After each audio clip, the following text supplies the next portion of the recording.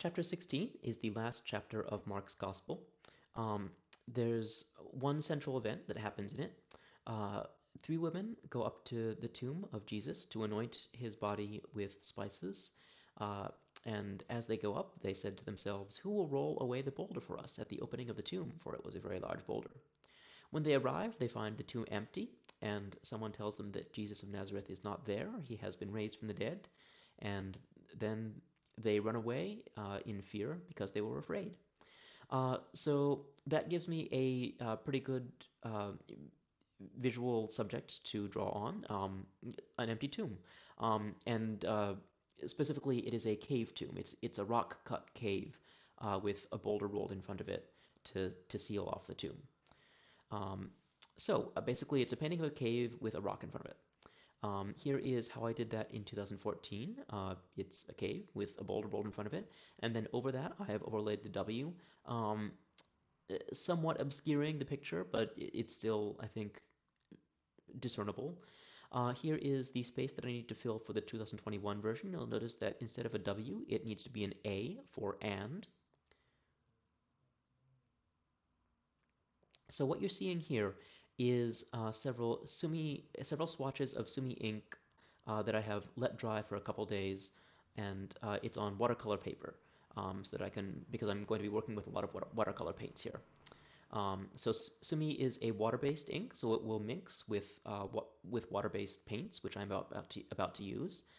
So what I will do, and I'm so happy with this process, which I learned from a YouTube channel called Shibasaki Watercolor, is I'm going to paint in white gouache, so water-based paint. I'm going to paint the shape of the cave mouth over the Sumi ink.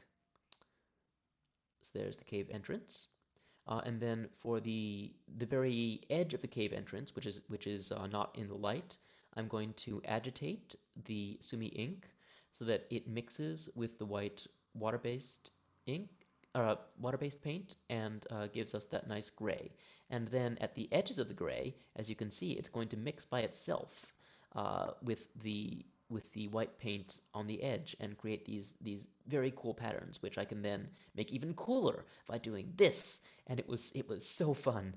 Oh, it was so fun, let me tell you. I think this is the most fun I had on any of these initials. Um, uh, it won't, the swirly patterns won't be quite as nice when they dry, but they will dry into a very, very nice sort of uneven, very natural looking pattern that looks a lot like rock in shadow. So I'm going to mix a little bit more, make the cave entrance a bit nicer. Um, and then after I'm satisfied with the mixing on the cave entrance, I'm going to create some cracks in the rock to sort of build out the more well-lit parts of the cave.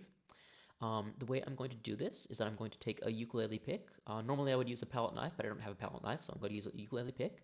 I'm going to take a ukulele pick and scratch at the gray parts of the paint so that it then flows into the still wet uh, white white paint.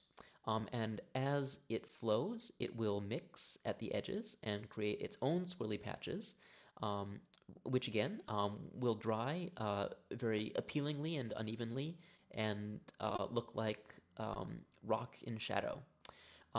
Now you can see that the white paint looks pretty starkly white when it's still wet. As it dries, it will mix with the underlying Sumi ink, and even better, it will mix unevenly.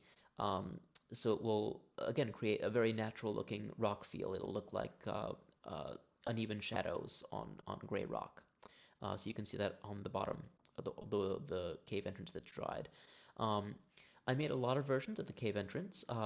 For many Versals, I did make multiple versions because I wasn't satisfied. This one, I was satisfied, but it was just so much fun I kept going.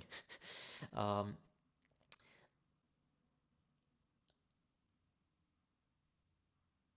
this is the cave that I eventually decided to use. I apologize, I didn't film it at quite as good an angle. So again, I paint the cave shape with white water-based paint.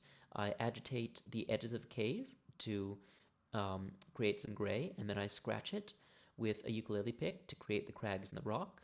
And you can see it mixing itself as I do that. Um, and then, being satisfied with my cave, I will write the calligram. And yeah, you can see, look at the light gray portions and how they've dried unevenly and created a very rock-like texture, which I didn't actually have to work for. It just did it by itself.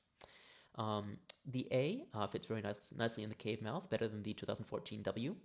Um, and I think it still reads very well as an A. Um, so there is the 2021 version in situ. And because I like this initial so much, I'm going to zoom in and show you just how great it looks close up. Um, Again, I didn't do most of this on purpose. It did this by itself. This was definitely the most fun I had making any of the initials.